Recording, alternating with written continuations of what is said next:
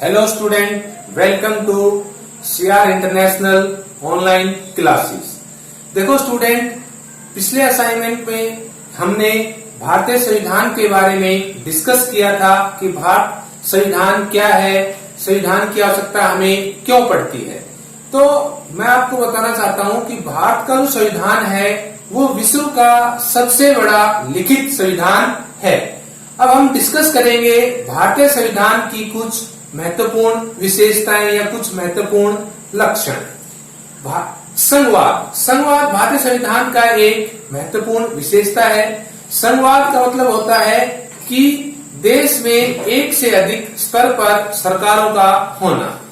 भारतीय संविधान में या भारत में एक से ज्यादा स्तर पर सरकारें पाई जाती हैं, जैसे केंद्र स्तर पर, राज्य स्तर पर और तीसरा है पंचायती स्तर के ऊपर। जैसे केंद्र स्तर पर अब भारत में बीजेपी की सरकार है और अपने हरियाणा में भी बीजेपी की सरकार है।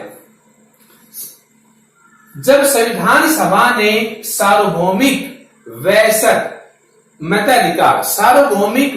मताधिकार मतलब सभी को, जो वयस्क नागरिक है, वयस्क नागरिक जो 18 वर्ष की आयु पूरी कर चुके हैं, उनको वोट डालने का अधिकार के सिद्धांत को स्वीकृति दी कि संविधान सभा ने जब सार्वभौमिक वयस्क मताधिकार के सिद्धांत को मंजूरी दी तो संविधान सभा के सदस्य A.K.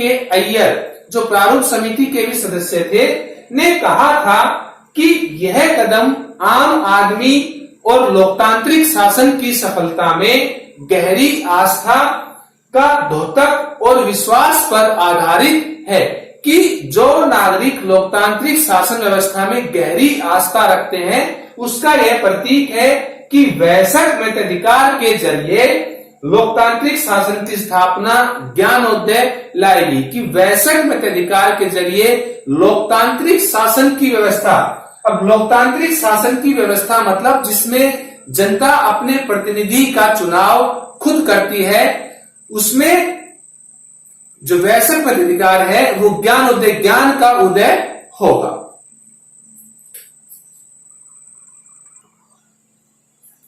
सेकेंड इसकी विशेषता आती है संसदीय शासन पद्धति।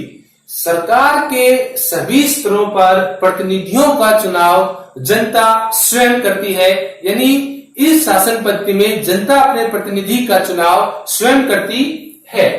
भारत का संविधान अपने सभी वयस्क नागरिकों को वोट डालने का अधिकार प्रदान करता है। कि भारत का संविधान अपने देश के सभी नागरिकों को जो 18 वर्ष की आयु पूरी कर चुके हैं उनको वोट डालने का अधिकार प्रदान करता है। सार्वभौमिक वयस्क मताधिकार यानी सार्वभौमिक सभी को, वयस्क जो 18 वर्ष की आयु पूरी कर चुके हैं, मताधिकार मतलब वोट डालने का अधिकार है, का मतलब है कि अपने प्रतिनिधियों के चुनाव में देश के सभी लोगों की सीधी भूमिका होती है।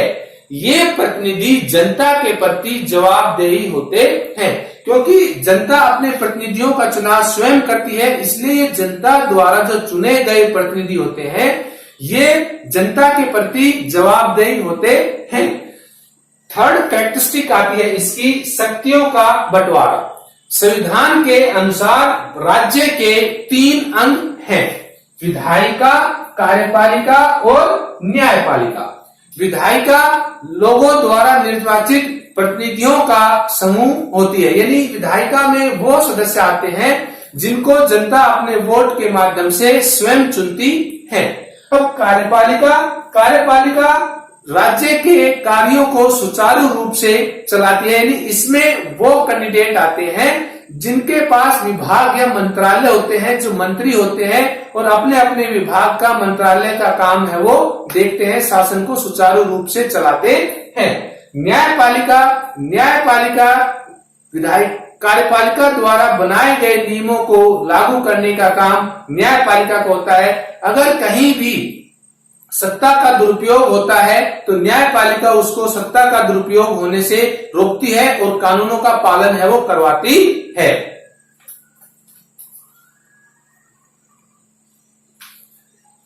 नेक्स्ट विशेषता आती है धर्म निरपेक्षता।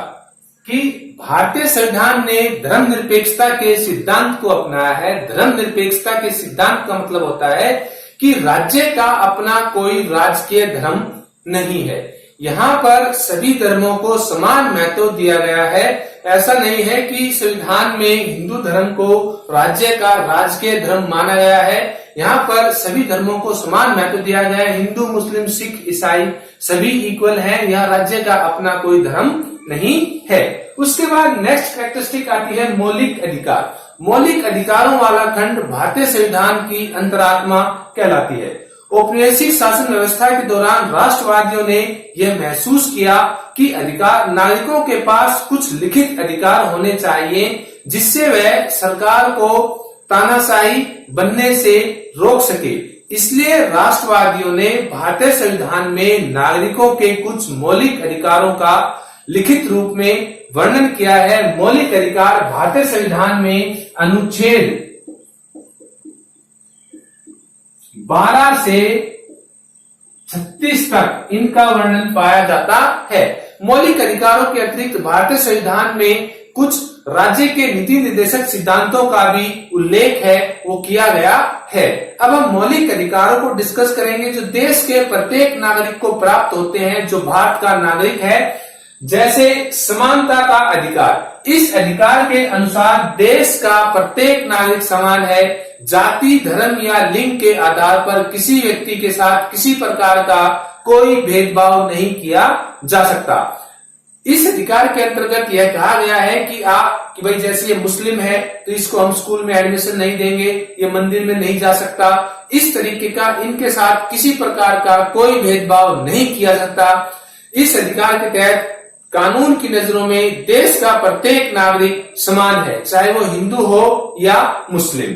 नेक्स्ट आता है स्वतंत्रता का अधिकार। इस अधिकार के अंतर्गत नागरिकों को यह छूट दी गई है कि व्यक्ति अपनी मर्जी से कोई भी काम या पैसा अपना सकता है, लेकिन वो कोई ऐसा काम नहीं कर सकता जिससे दूसरों के अधिकारों का हनन होता हो या दूसरों के अधिकारों को हानि पहुंचती हो।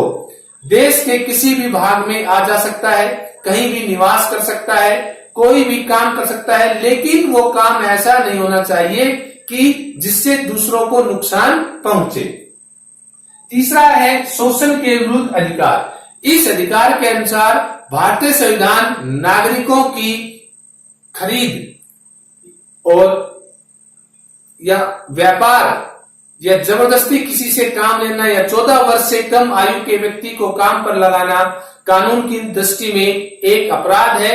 इसलिए यह अधिकार नागरिकों को यह छूट देता है कि कोई उनका शोषण ना करे। उसके बाद आता है धार्मिक स्वतंत्रता का अधिकार। इस अधिकार के तहत प्रत्येक व्यक्ति को अपने धार्मिक अधिकारों को, रीति रिवाजों को, त्योहारों को मनाने की आजादी है कि किसी को अपने रीति रिवाजों को, अधिकारों को, परंपराओं को पालन करने से कोई रोक नहीं सकता। उसके बाद आता है सांस्कृतिक और शैक्षणिक अधिकार। इस अधिकार के अंतर्गत भारतीय संविधान में यह वर्णन किया गया है कि कम संख्या यानी अल्पसंख्यक समुदाय के लोग अपनी संस्कृति को बचाने के लिए शैक्षणिक संस्थान खोल सकते हैं।